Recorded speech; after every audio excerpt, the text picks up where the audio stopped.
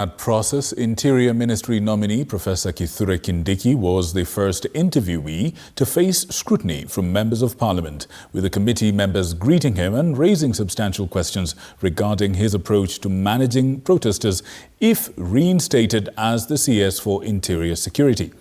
Parliamentarians probed him on why he did not resign despite intense clashes between security forces and protesters. GOtv now provides a detailed report on the proceedings.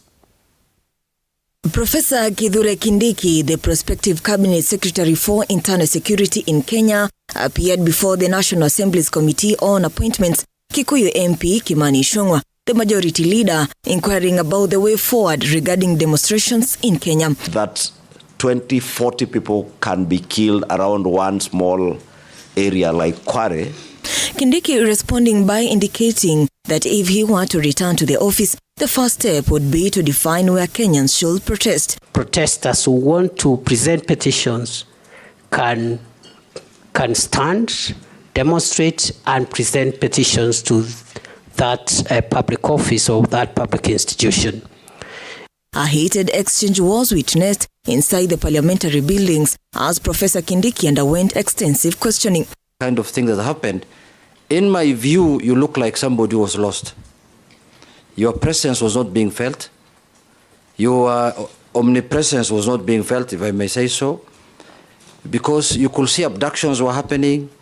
Kindiki presented several proposals, particularly concerning laws related to maintaining security in Kenya. He referenced the Public Order Act to clarify how police officers should engage with protesters on days of demonstrations. Obligate the police to escort protesters and provide security for them, but also to ensure protesters don't run amok and overrun members of the public who are not protesting. Additionally, Kindiki suggested that there should be designated areas where protesters can present their petitions, especially within areas that are protected.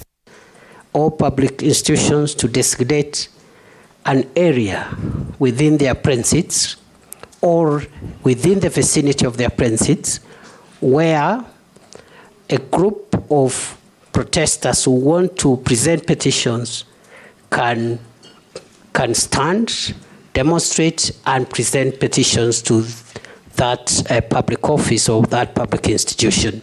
Member of Parliament Robert Mbui from Kathiani did not spare Kindiki either, questioning why he had not resigned despite pressure from civil society organizations and citizens following the deaths of over 60 people due to the Gen Z protest. In response, the nominee stated that all police officers who used excessive force against protesters would face the law. GOtv TV 47.